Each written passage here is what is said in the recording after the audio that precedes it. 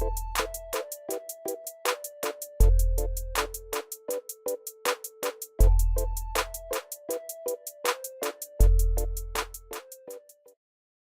students, welcome back to Character Success in 10 Days, and today is day 7. Our topic is Honesty in Exams. அது என்ன sir honesty in exams? ஆக்சுவலா இந்த டாபிக்கை நான் எப்படி வைக்கலாம்னு நினைச்சிருந்தேன்னா honesty in everything, எல்லாவற்றிலும் ஒரு நேர்மை இருக்கணும் அப்படின்னு தான் பிளான் பண்ணோம். ஆனா இங்க ஸ்பெஷலா நம்ம பிள்ளைகள் கவர்மெண்ட் ஸ்கூல் ஸ்டூடெண்ட்ஸை ஃபோக்கஸ் பண்றதுனால அவங்க ப்ராமினென்ட்டா எதுல ஹானஸ்டா இருக்கணும் அப்படின்னா, அவங்க எழுதுற சின்ன சின்ன எக்ஸாம்ஸ், ஸ்லிப் டெஸ்ட் முதற்கொண்டு சிறு தேர்வுகள், குறுத்தேர்வுகள், அப்புறம் காலாண்டு, அரையாண்டு, முழாண்டு இந்த எக்ஸாம்ஸ்ல ஹானஸ்டியா இருந்தா, மீதி எல்லாம் தானாவே சிறப்பா அமையும். அதனாலதான் அந்த ப்ராமினென்ட் ஒன்ன மட்டும் பிக் பண்ணி இந்த வீடியோல எடுத்துக்கிட்டோம். இந்த வீடியோல நாம ஹானஸ்டி இன் எக்ஸாம்ஸ் அத பத்தி தான் பார்க்க போறோம்.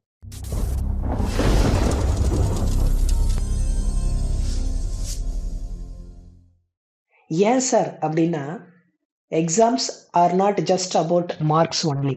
It actually test our character too. எக்ஸாம்ஸ்ன்றது வெறும் மதிப்பெண்ணிற்காக எழுதக்கூடியது மட்டும் இல்லை. நம்முடைய கேரக்டர் எப்படி அப்படின்னு நம்ம கேரக்டரையும் செக் பண்ணி டெஸ்ட் பண்ற ஒரு டூல் தான் எக்ஸாம்ஸ். அந்த எக்ஸாம்ல நம்ம ஆனஸ்ட் இல்லாம, if we cheat the exams, if we copy, if we do malpractice or anything, temporarily we can get more marks, but for long term we lost our respect, trust and confidence too, and also we can get a guilty conscience. நாம ஏமாத்தி பார்த்து எழுதியோ அல்லது ஏதாவது தவறான செயல்பாடுகளில் ஈடுபட்டோ எக்ஸாம்ஸ்ல நிறைய mark கூட வாங்கிடலாம். ஆனா அதெல்லாம் நமக்கு ஒரு குற்ற உணர்ச்சியை நிச்சயம் கொடுத்துட்டே இருக்கும். நம்மளால ப்ரௌடா hey this is my mark அப்படின்னு சொல்லவே முடியாது.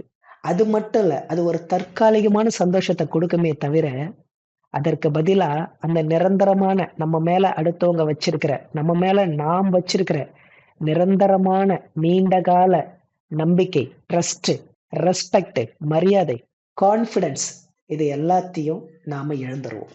Why honesty is important in exams? ஏன் சார் எக்ஸாம்ஸ்ல இவ்வளவு நேர்மையா இருக்கணுமா? ஆமா, இருக்கணும். Dear students, cheating gives false success, but honesty and hard work gives permanent success.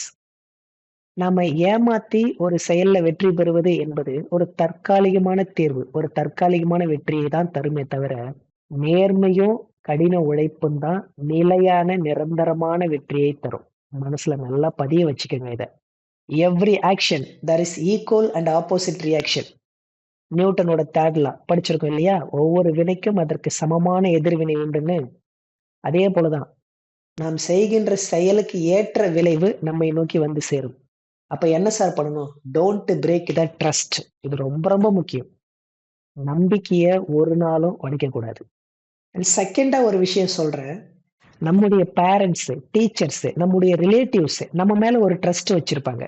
இந்த ஸ்டூடெண்ட் நல்ல ஸ்டூடெண்ட், நல்லா படிப்பாங்க, நேர்மையா இருப்பாங்க, ரொம்ப உண்மையா இருப்பாங்க, ரொம்ப பியூர், ரொம்ப டிவைன் அப்படின்னு ஒரு நம்பிக்கை வச்சிருப்பாங்கல்ல. அந்த நம்பிக்கைய நாம உடைச்சிடக்கூடாது. Don't break the trust and confidence. இது ரொம்ப முக்கியம். மாணவர் பருவத்துல இந்த பண்பை நம்ம லேர்ன் பண்ணிக்கிட்டோம்னா பின்னாடி இந்த பண்பு நமக்கு மிகப்பெரிய சக்சஸை வாங்கி கொடுக்கும். இந்த ட்ரஸ்ட்டை பிரேக் பண்ணாம இருக்கும்ல, அதற்கு பெயர் தான் ஹானஸ்டி.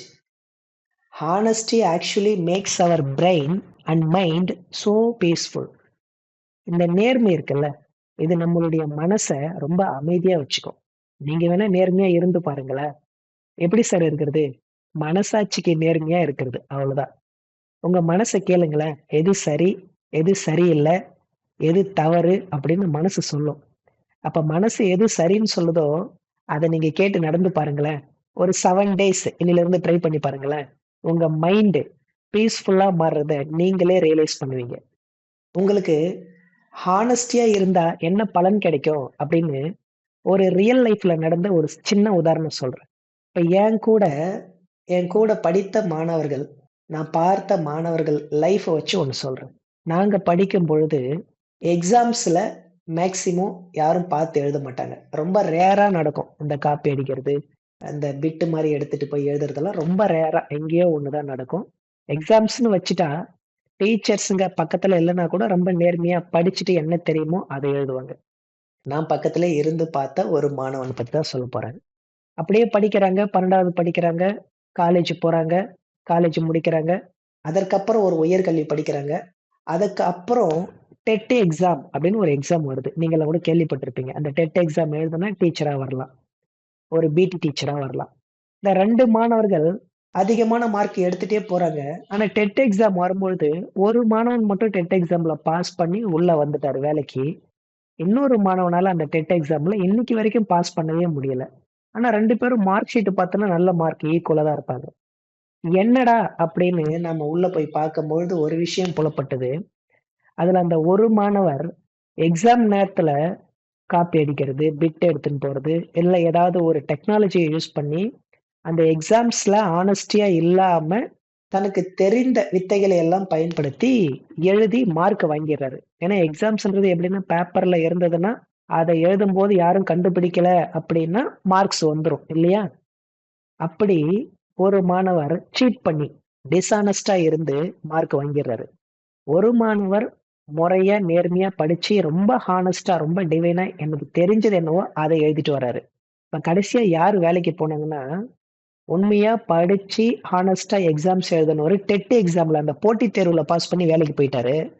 ஆனா இங்க சீட் பண்ணி வந்தவரு போட்டித் தேர்வுல பாஸ் பண்ண முடியல. ஏன் சார் அப்படின்னா, இந்த எக்ஸாம்ஸ்ல சீட் பண்ணி மார்க் எடுத்தவருக்கு போட்டித் தேர்வுல கேட்கக்கூடிய கேள்விகளுக்கு விடை தெரியல. எக்ஸாம்ஸ நேர்மையா உட்கார்ந்து முழுசா படிச்சு ரியலைஸ் பண்ணி எழுதிட்டு வந்தாரு இல்லையா இன்னொரு மாணவர். அவருக்கு போட்டித் தேர்வுல கேட்ட கேள்விகளுக்கும் விடை தெரியுது. அப்ப நம்ம சின்ன வயசுல இருந்தே நேர்மையா நமக்கு தெரிந்தது குறைந்த அளவா இருந்தாலும் அத படிச்சுட்டே வந்துட்டோம்னா, போட்டித் தேர்வுன்னு ஒண்ணு. நம்ம வாழ்க்கையை அடுத்த கட்டத்திற்கு எடுத்துச் செல்லக்கூடிய, வேலையை வாங்கி தரக்கூடிய தேர்வுகள் வரும்பொழுது, அதில் கேட்கக்கூடிய கேள்விகளுக்கும் நம்ம சின்ன வயசுல இருந்தே எக்ஸாம்ஸ்ல நல்லா படிச்சிருந்தோம்னா, அந்த அறிவு அங்க உதவும் நமக்கு.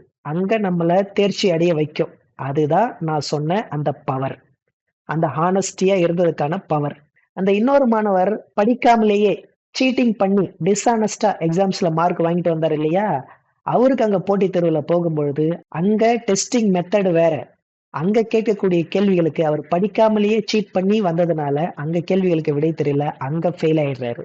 அப்ப நம்ம நேர்மையா இருப்பதற்கான பலன் முக்கியமான கட்டத்துல, நம் வாழ்க்கையை அடுத்த கட்டத்திற்கு எடுத்து செல்லக்கூடிய நேரத்துல நிச்சயம் நமக்கு கை கொடுக்க உதவும். அப்படி உதவணும் சார், நானும் அப்படி வேலைக்கு போகணும் சார் அப்படின்னா நீங்க என்ன பண்ணணும்னா, சின்ன வயசுல இருந்து ஃபார் எக்ஸாம்பிள் நான் ஒரு 8வது, 9வது தான் சார் படிக்கிறேன்.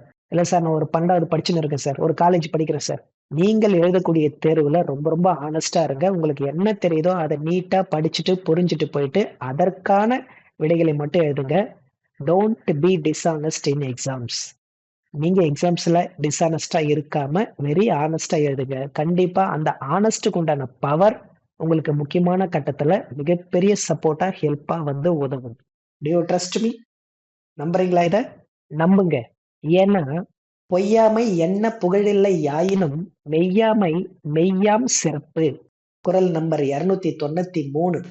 Even if truth gives you less advantage, but the honesty is the greatest and the longest virtue of every human being. உண்மையா இருக்கிறது சில நேரங்களில் நமக்கு மிக குறைந்த அளவிலான பலனை கொடுத்தாலும் கூட, அந்த குறைந்த அளவிலான பலன் நம் வாழ்க்கைக்கு மிகச்சிறந்த நீண்ட கால வெற்றியை பெற்றுத் தரும் அப்படின்னு திருவள்ளுவரே சொல்லியிருக்கிறாரு. So my dear students, be honest not only in exams but also in everything. The honest, the power will bring you success in your life. See you in the next video. This is Ramji signing off. Take care. Bye bye.